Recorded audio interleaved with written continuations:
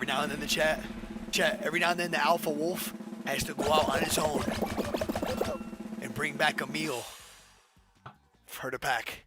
You know what I mean? I don't know why he was going so aggressively on that. We didn't get Avery's perspective to see what his loadout was, maybe his material, maybe even Storm Surge could have been an issue there, but there was something that was pushing Avery to be incredibly aggressive there, because I don't think that is a fight he normally would have pushed unless there was one of those factors that he needed to control. As Coop gets elimination onto Ryan now, and he's even upgraded that inventory now. He's gone through one of the big pots, but he's gained an extra 2 crash pads, which can be very, very big, especially coming into these end games for that extra kind of utility and rotation.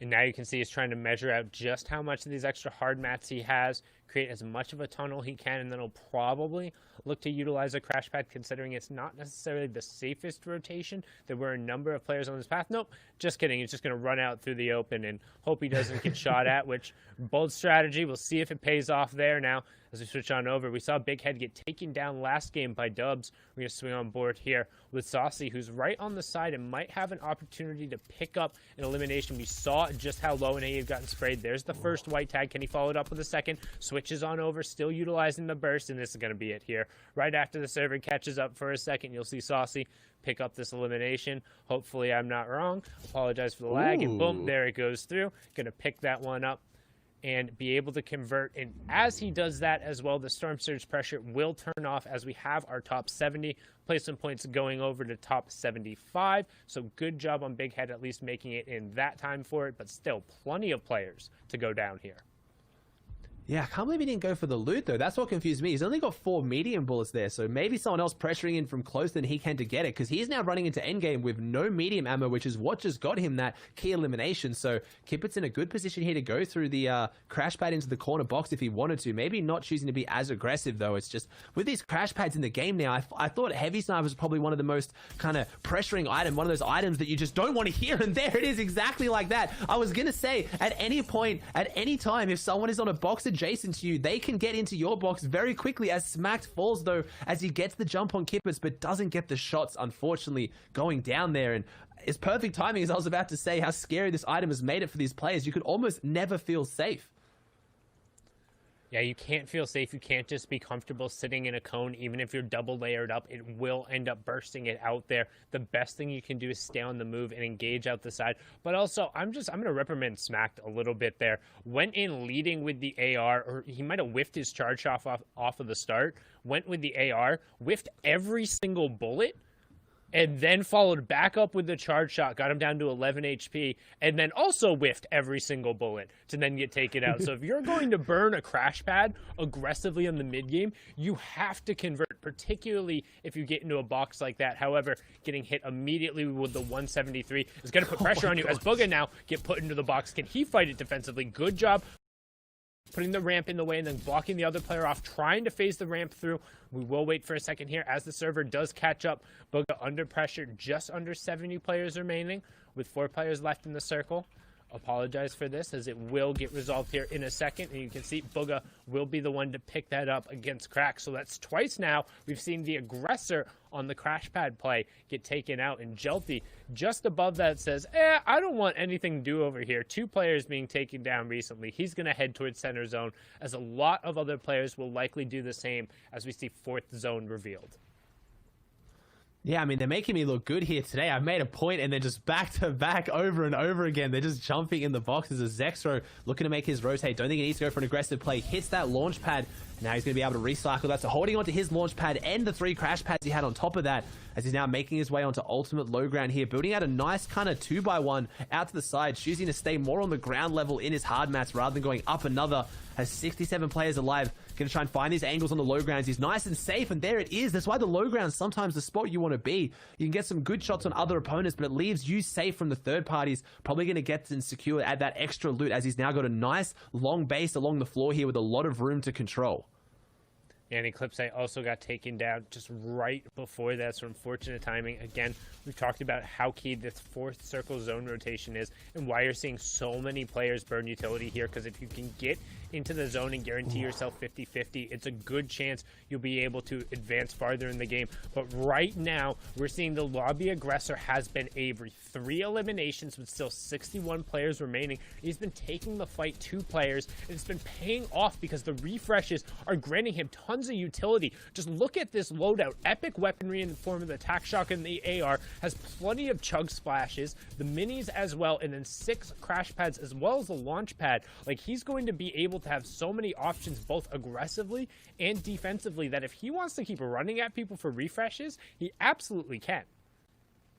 Yeah, I was going to say, there's something earlier that was pushing him to go for eliminations. Maybe it's just confidence. Maybe he's just backing himself to win these engagements and get those extra points on the board, because he's looking very, very good for those 3 eliminations, as we have Nobu Abe not looking too great, and he falls down to Mikey there. He was on such little health with so many opponents around, but Mikey not out of it yet, as he has a very, very tough rotate ahead of him. Got to go all the way down to the bottom left for that half zone. Sundown explaining it last game. That is obviously the first zone in the game that goes half in the old zone, half in the existing zone. So it goes out into Storm, and as you can see, it doesn't leave a lot of area for these players to fit in. You've now trying to cram over 50 players into that tiny little area. This is where it gets very, very congested, and then first rotating zone is going to show after that, where the first zone is going to go completely out into the Storm, and these players have to start using that utility, the utility they can hold on to after this big rotation. Booger looking like he's in a good spot, already in that half position, which is massive, seeing as he only has 50 shield and 41 health with no extra meds to top him up. So needs to find an elimination before these rotating zones kick in, and it's exactly what he does. Damien falling there.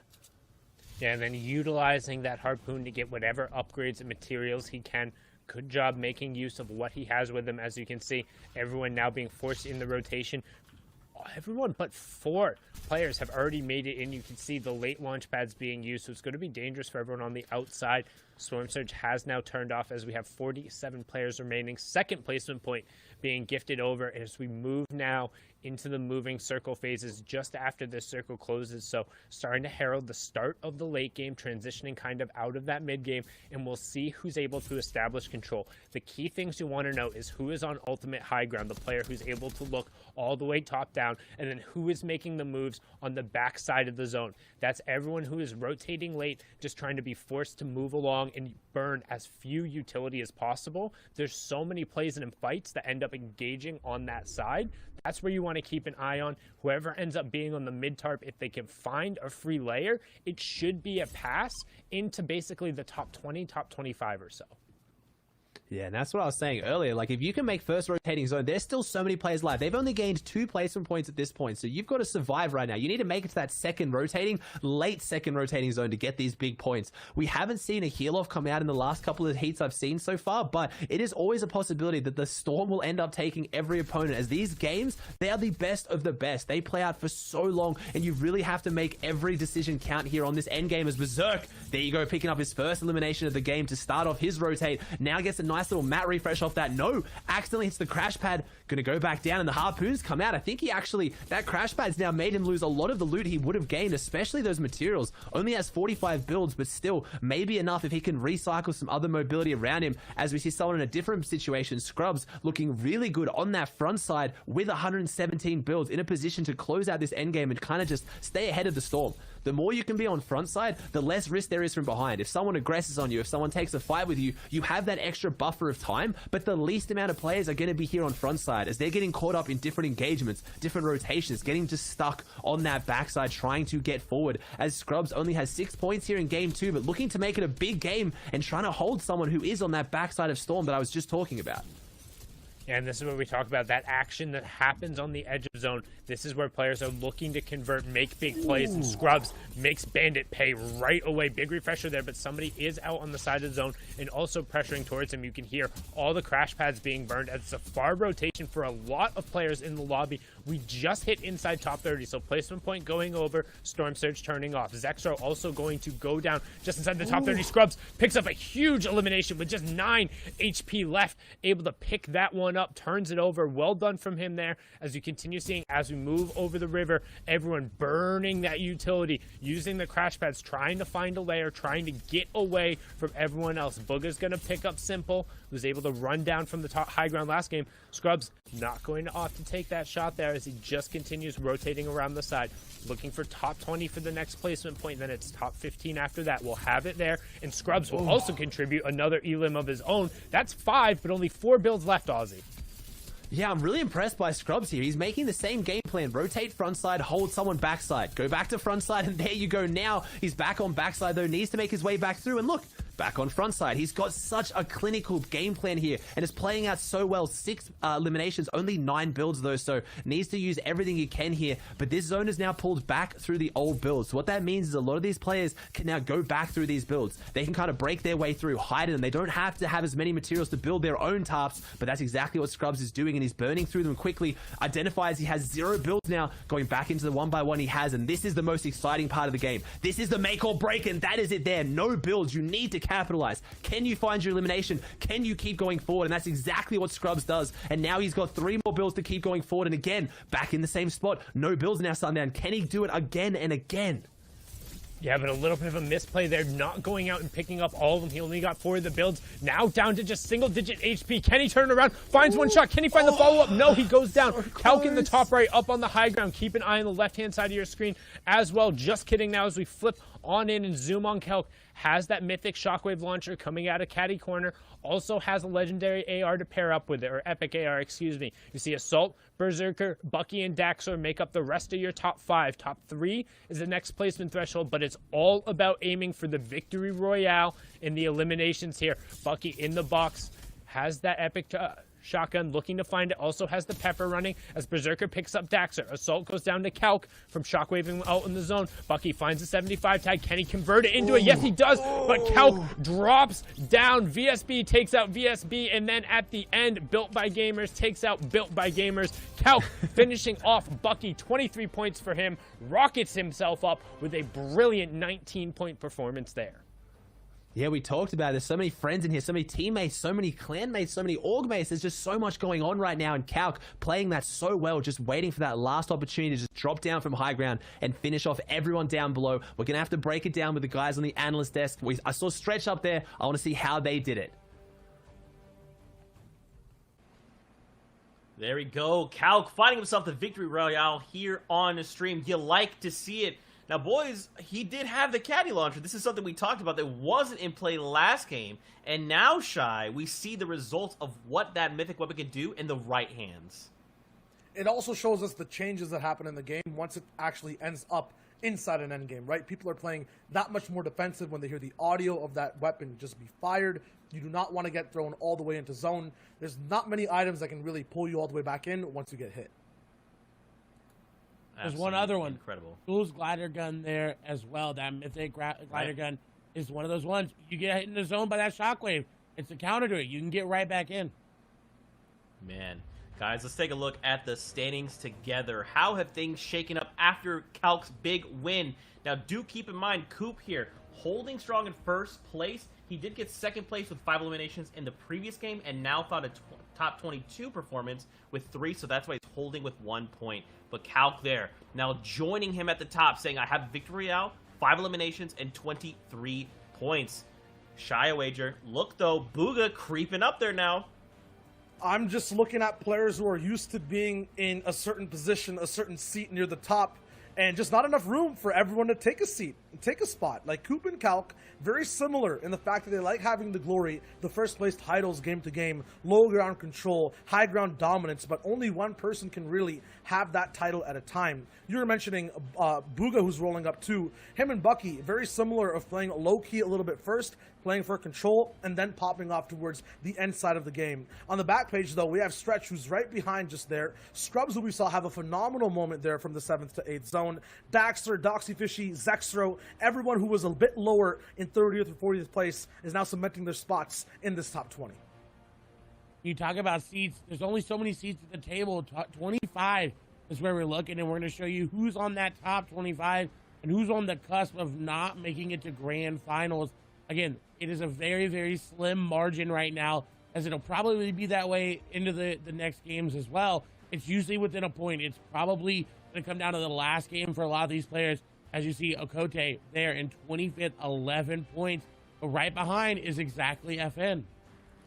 Yeah, top 100 players, and once again, top 25, 25th place where A1 Okote is what you need to hit. And that point threshold is 11 right now. It'll only get higher, higher, and higher. You will need to place every game and get eliminations over and over again to be able to qualify for the grand finals tomorrow.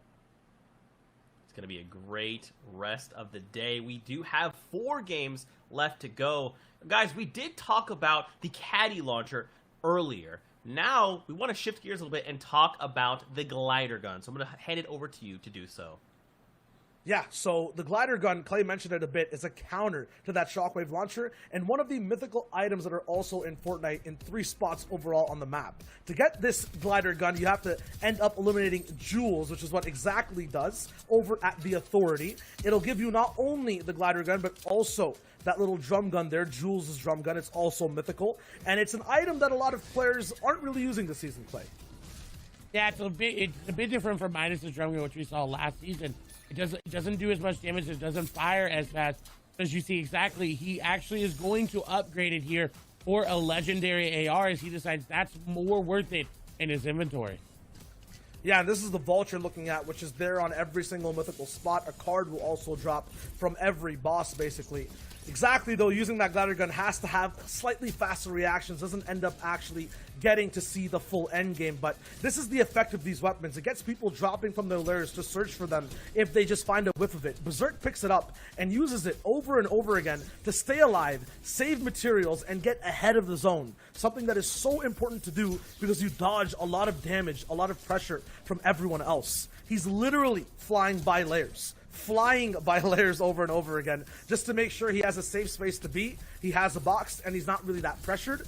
I mean, didn't get a lot of eliminations, but he got towards that top 3 spot just flying past boxes and then getting one big final elim onto Daxor, who's in your top 3, ends up going out, but this was the item that let him maneuver this entire endgame.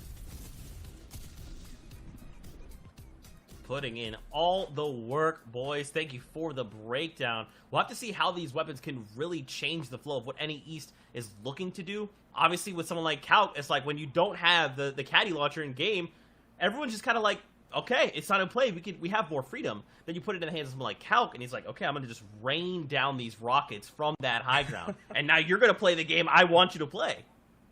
It's give and take, though, right? With these items, we saw it with the shockwave launcher. You have to stay very hidden in the mid game. With the glider gun, every time you use it, you are immobile in terms of, or you're not able to shoot at all when you're using it. Your weapons actually get put away for that glider in midair. So there's a cost for these weapons for how strong they are. These players are overcoming those costs, playing a little bit more passively than getting to get active later in the game. And for some of these players, that's not their normal playstyle. Yes, they've been dropping here in scrims and in the qualifiers, but it goes against what they are. We know Calc as a very aggressive player, and the Shockwave lets him do that, but only after he takes high ground. It's adapting to the maximum, right? Because Fortnite is a game of adaptation when it comes to spots, when it comes to patch changes, seasonal changes, but literally mid-game, you have to change your whole game if you find that weapon. And if you're used to playing it, you could be like Berserk, it's really good, but you could also trip over your own feet before you land in endgame, and that's an issue. So you got to be very careful when you have these items and make sure you get the best performance you can. And a lot of these guys, if it does switch into their hands, they are capable of making these plays, right? Just like you're saying, you have to be able to adapt. Especially when you get ready to head into grand finals tomorrow. You put a power weapon in someone's hand, they have to know how to execute on that. With that being said, guys, we are getting ready here to hop into our next game. So let's send it back over to our casters, Sundown and Aussie Antics, to take us through. Gentlemen, let's hit the battle bus for game number 3.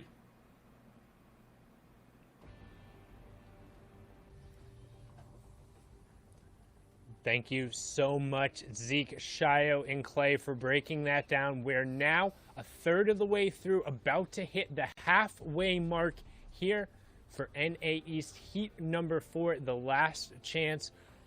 Aussie, man, what do you think so far? What do you think of the action?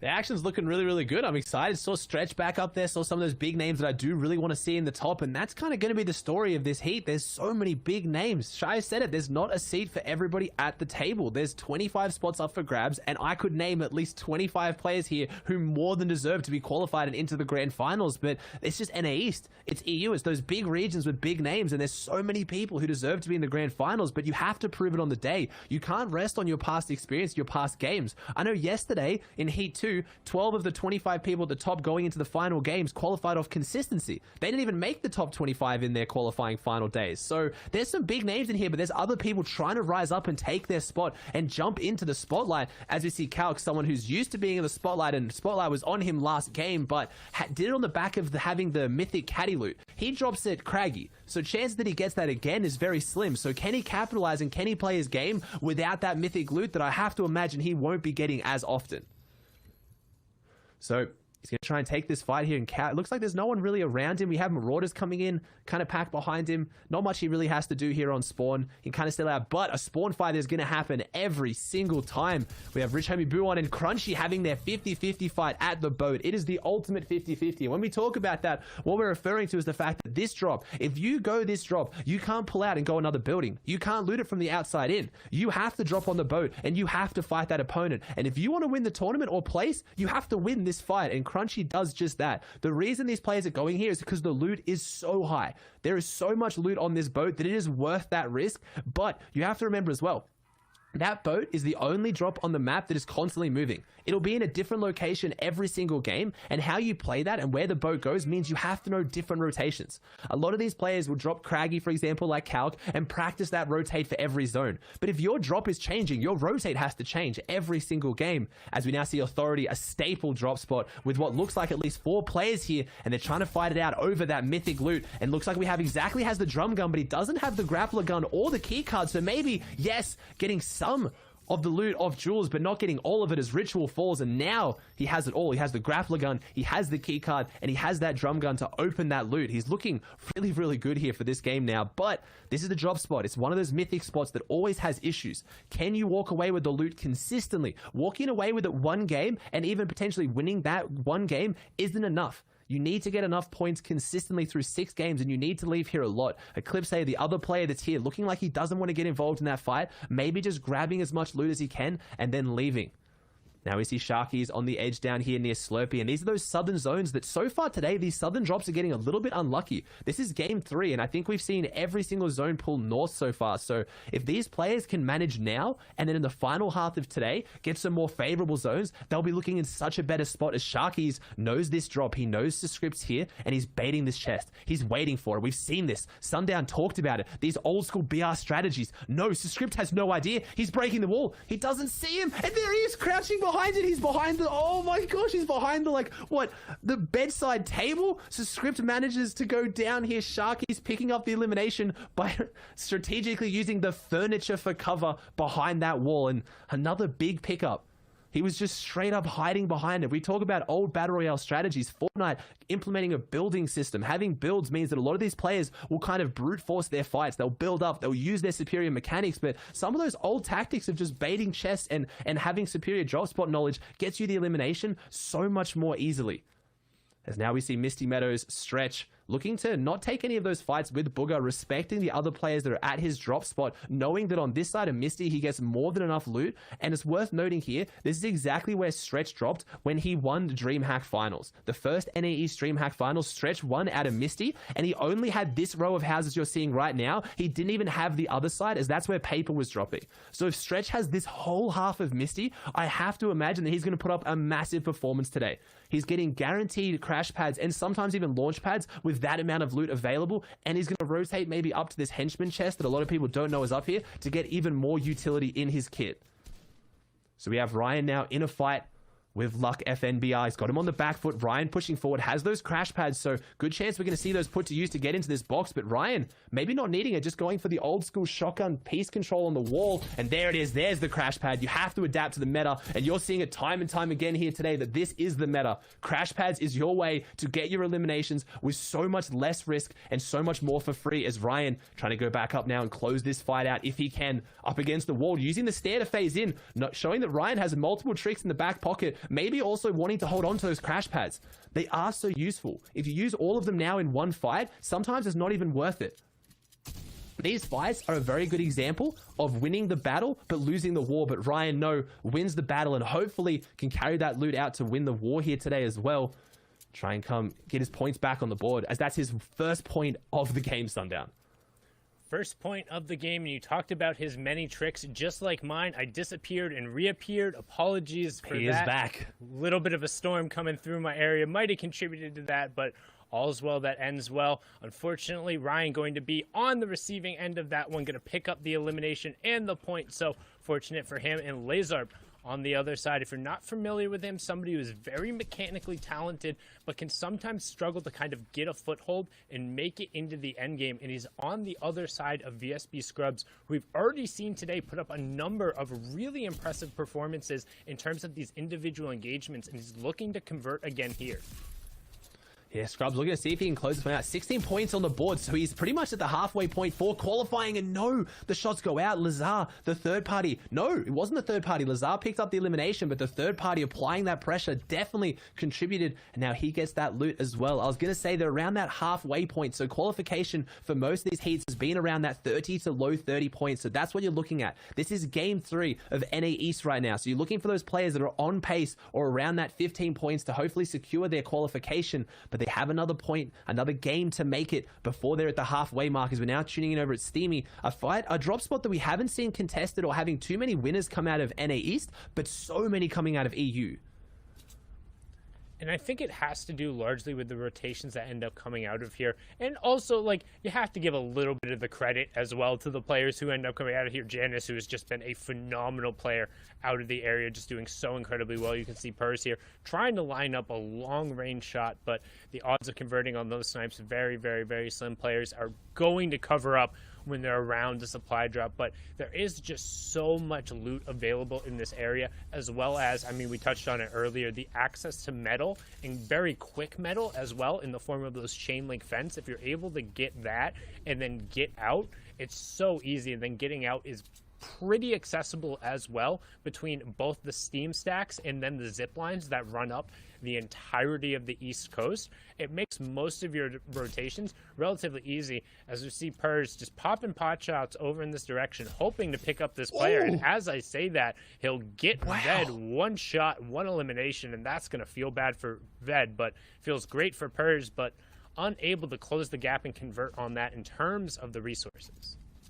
Yeah, I think like you said it though, you feel bad for people with headshot snipes sometimes, feeling like what could have they done better, but I think that's a pretty big misplay from Ved. I think that's a bit of disrespect. You're playing against some of the best players in the world, the best players in your region. You have to respect that if they're taking sniper shots at you, they have every possibility of hitting. You've at least got to try and cover yourself or kind of move away from that area. And back on the steamy stacks, it kind of fits into what I want to talk about with Calc's drop as well, being craggy. This north side of the map has a lot less POI congestion as well, has less points of interest. Between craggy and steamy, you really only have a couple of drops that would work for solos, and if that, it's only really going to fit one solo each. So if you get zones pulling in this north area and you can manage to stay on the north side of the map, you're going to have way less people around you, and I think that's kind of playing into Calc's success so far here today. 23 points on the board, and there has been 2, now 3 northern zones playing into his favor. So seeing if he takes this fight here, whether he backs up or no, looks like it's not whether Calc wants to take it. Looks like Newfly wanted to take it, but Calc going to be the one who finishes it, dropping in. Does he get it? He does. The tack shot comes out, and Calc, I don't think wanted to start that fight, but Calc will sure as anything finish them.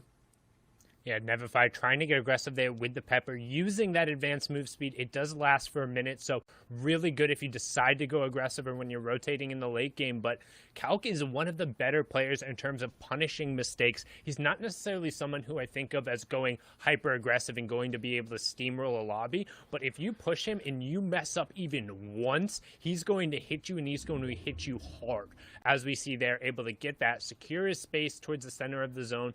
Can still see plenty of time left here, so we hop on board with Eomzo, and he's 14 below that Storm Surge threshold. Still 15 players who will be under pressure from that, so expect a nice little surge of action here as Viable Emzo is going to figure out how viable he can be. Going to use a long-range crash pad to just try and get control over this build. Is going to get sprayed from the side, so needs to be a little bit careful in this situation, because again, Storm Surge is about to come through and start pressuring him in the next 90 seconds. He can't afford to take any excess damage.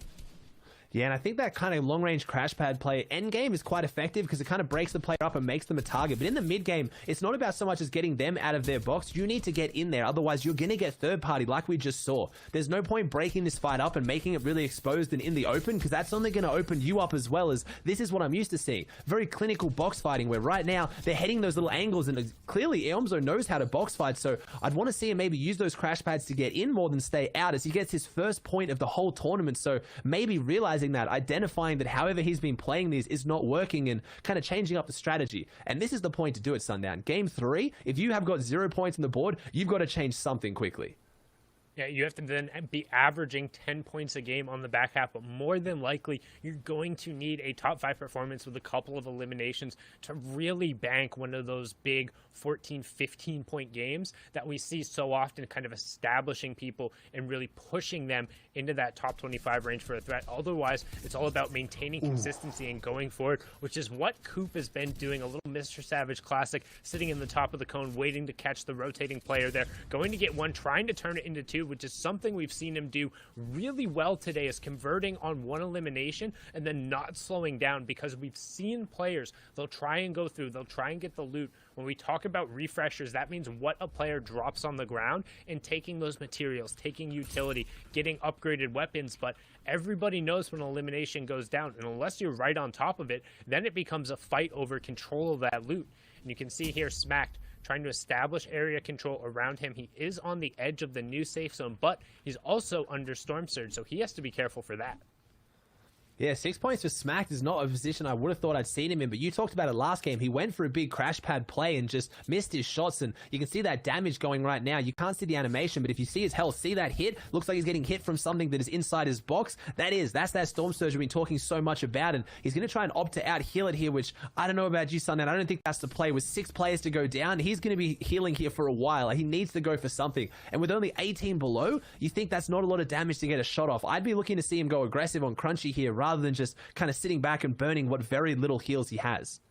So you hear the term griefing all the time. Smack's griefing his own game right now. 110% he's griefing it. He's making the play he has to do, and he's going to convert on Bandit. But he should have just dove in somewhere else before. Luckily for him, the player he's going to convert on has plenty of a refresher.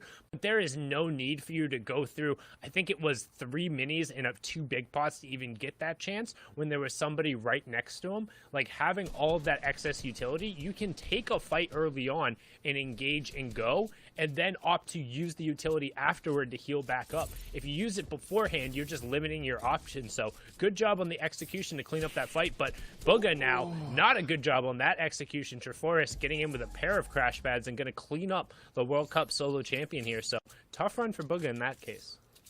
Yeah, tough run there. I think this rotate kind of got him focused a lot. You can see in that bottom right, there's a lot of players just on this edge kind of set up, and there is a little bit of a high ground, a little bit of a hill here, so you can see how many eyes would have been on that fight, but Treforest coming through and closing it out. And yeah, like you said, Smack got very lucky there that it wasn't just the fact that he got an elimination to keep him alive. There is a very good chance that player could have been quite weak in shambles, but he found a player that was incredibly stacked, and they're going to be so upset to falling that way, because all they would have had to have done is hold their builds and back up a little bit, played defensively and avoided him, and he would have inevitably fallen. But Sticks now here as well, 13 points on the board, looking to try and make what will hopefully be a little bit easier to rotate. There's kind of some high ground he can hide behind. There's some mountains, some hills on this northern side over near Frenzy. But he's got some players with him, and Sticks looking to put some shots out on him, trying to push him away or maybe get some damage.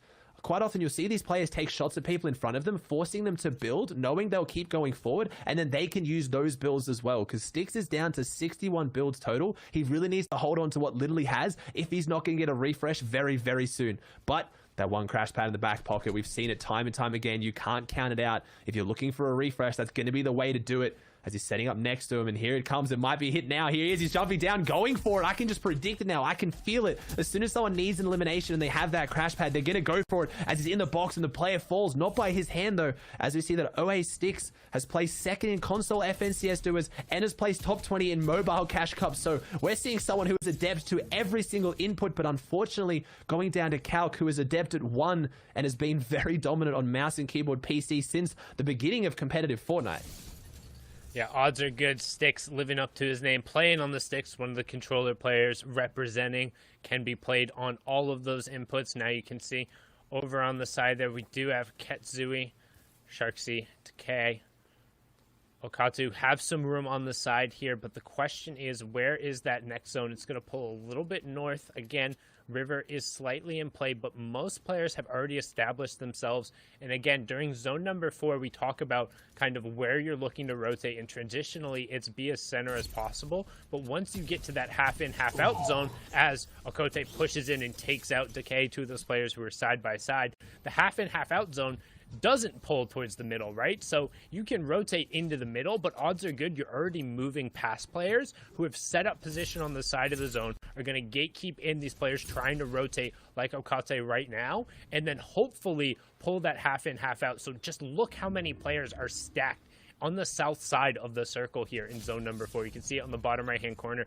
as Jelty does pick up Okote during that dangerous rotation, and he's going to get all the spoils of that. A little bit of overbuilding to secure it, but probably necessary there, as there is a player right on the other side trying to get those crash pads and just get away. Let's see if he can set up the ramp, and nope, not even going to burn one, just going to go back the way he came and says, nah, boo-boo, but I got the loot. As Ace getting another elimination now, 23 points on the board. Came into this game on 3rd place. He's picked up 2 so far. So he came in 2 points behind Calc and 3 points behind Coop. So that top 3 is really kind of cementing themselves. I haven't seen Mikey or Avery as well in this lobby, but it's been a big day for sure for these players. And I think the way the crash pads are playing into this one, a lot of those players are going into the kind of mid to end game where normally you think you need to have gotten your refresh by then. Usually before, you had to take your fights before it got this congested, because trying to like kind of close out a fight quickly in these kind of areas was difficult. But with the crash pads, you're seeing so many players going into endgame desperate for their refresh and just going all in. And that's what it's going to be about, is can these other players avoid those all-ins? And that's where I'm looking at people who I see like Kanata, who like to box up a little bit higher in these zones, not expecting to hold high ground, but just to get away from all those other boxes around them. If there's no one on any of the boxes adjacent to yours, you're in a much better spot, because the one spot you can't crash pad through, well, reliably, is the floor. So I feel like Kanata's been doing that really smart, and I want to see some of those players at the top of this leaderboard today trying to hold off these aggressors, do the same sort of thing. And that's what comes into Fortnite. As these metas change, these players have to constantly adapt and think, how can they avoid those fights and those eliminations that are just coming all the time? Right, and as you say that, it gets popped out of the cone, crash pad going up there. Got to give a shout out to the VSB boys. They've been playing incredibly well across all of them. We saw Scrubs earlier, Panda having also a couple good rounds of games. STL has been doing incredibly well here, as you see Dubs trying to find some tags with that epic pistol. We've talked about it time and time again, the high rate of fire, and then also still having that 2.0 headshot multiplier. What that means, the assault rifles have had their change to be 1.5 in the most recent chapter, and now or the most recent season, excuse me. The pistols, on the other hand, still at 2.0. So if you hit that headshot, you get the 50 damage coming through. So when it's in the hands of a hyper accurate player like Dubs, he's able to convert. As now we move over, circle 5 shots will come out. They do have a player right next to him though, and the second round of placement points have also ticked over as we transition into our late game. Yeah, and Dub's kind of setting up in that higher ground position I was just talking about. It's also really great because when you try to use those crash pads to rotate endgame, if you're up higher, you can get more kind of verticality out of your box and you can tee them together. You get more momentum on the second one. If you're stuck in congested layers and there's lots of builds around you, quite often you'll see those players crash pad and just keep flying through box after box, and they never get that breath of fresh air they really want. So a lot of these players going for that high ground, but you've got to always be thinking when you're on that high ground, who has the shockwave launcher? Where is Kit's loot? Because that is the ultimate threat when you're on high ground. You've seen it time and time again. We've seen it, Sundown. If you're on high ground and you don't protect your sides and that shockwave launcher comes into play, it's a very quick ticket straight out into Storm. Yeah, you don't go for high ground unless you've identified it. And even then, I think it's gotten to a point in the meta where you don't go for high ground without it unless you have at least 6 crash pads, and you'll be able to force that player off. But we've also seen in NA East, players who aren't going to rock a rocket launcher start dropping their rockets as they're rotating through. So less of them have trickled down kind of in the end game, just a self-limiting factor there. One of the few drawbacks of that shockwave launcher. As you see, Daxter utilizing the crash pads, doing his best to find a spot. Also finds back-to-back white tags. He's going to pick up Jaxie there just inside the top 40, so Jaxie will get that pity placement point as it comes through there, but that's going to be the end of his run. Calc still up in the lobby, up on high ground, which to me, not seeing him use the crash pad signals he might have at least some utility there, and as I say that, he comes out and he's going to join the party of everyone just trying to overlap each other, and we're going to hop back on board here with Daxter, who's at the front edge of the zone.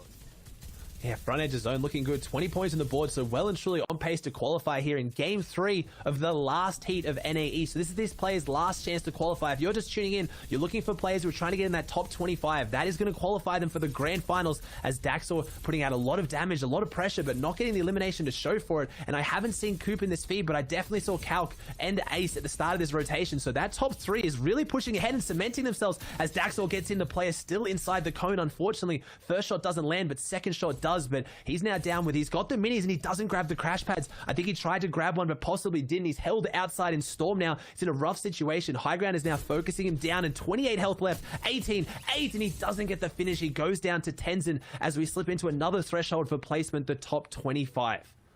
Yeah, and going down in 26 is so big there for the E11 player, missing out on a critical point as Katsui picks up Treforest. Tenzin goes down to the zone. We're on board here with Mikey. You can see him trying to make plays, and we've talked about it time and time again. Low ground on the backside of the zone. This is where the plays happen. Who's hanging out and playing floppers, trying to find an advantage? Who can convert as we have our top 20? Mikey right now just hawking and looking for anybody. You can see him controlling the space, and he finds his first one. 51 blue tag, but can't quite necessarily follow up. He's going to get pushed back for a second, trying to find it. He will get the conversion. Can he turn it into 2? Not going to find it, as Calc will pick up dubs there instead. And now we have Simple up on the high ground, Clarity on the low ground, Ace, 1, Binny, Jelty, and Calc all in the mid ground. Shark hanging out on the side of the zone. Doxy Fishy still up, so a solid top of the leaderboard right here, as we have exactly in your top right and XX Shark in your bottom right hand corner to close out the game.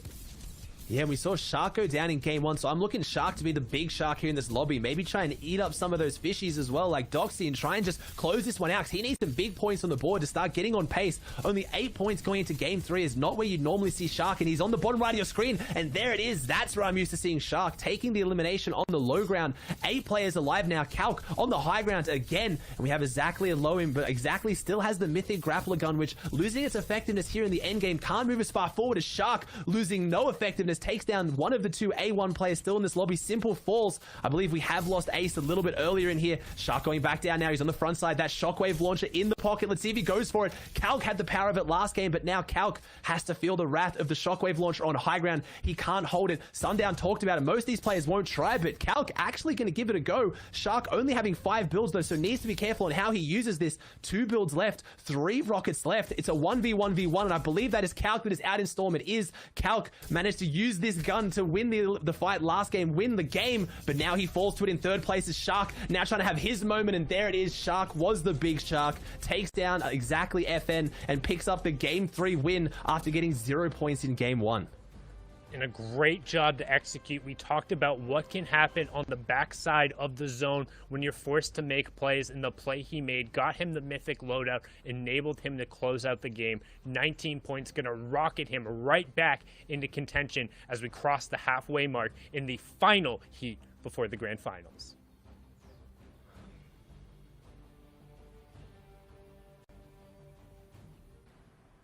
Thank you guys. Great casting on the day. As Sundown did mention, this is the halfway point. Shark fighting himself to victory royale. Calc, yet again, he picks up the victory royale a game ago and finds himself in top 3 yet again. This is exactly what we've been talking about for the last 3 weeks or 2 weeks of competition, right? It's like, this is where you want to be. You have to find eliminations, and you have to make these top placements. Yeah, I mean, This for is where you everyone, wanna it's kind of perform. been... Oh, go for it, Clay. Go for it. This is where you want to perform in the last possible chance. If you don't perform here today, you're unfortunately not going to qualify. Of course, we do have grand finals, but you got to make sure you secure that qualification early, like Calc basically did there. Yeah, Absolutely. Let's take a look at the standings together to see where he's at on said leaderboard. Now remember, he did pick up the victory royale in game number 2. So with that performance, Shy, he's still holding on to that number 1 spot. Yeah, I mean, I called it. It was either Calc or coop, if these guys are let out of the coop with all these other chickens and hens who are just biting and pecking for the top spot, he will be one of those two to hold it near the top. He will be there every game once he has momentum. 38 points. Now we're seeing that kind of difference we don't usually see in any East between first and second, between Calc and Ace. 7 points in total. Both these guys with victories, but still in the top 10. Big names, Dubs, Daxor, Simple, Jaden's here too, Mikey, Doxy Fishy. They're all very, very close as well. And even at just as close, Ensign, Avery, Lucky, Shark, we just saw pop off there. That Victor Royale shooting him up. It was a very, very, very good game for him, and he desperately needed that. Look, if you see 14 points in the Victor Royale, so coming into that game, he was at least on, do the math there, 5 points.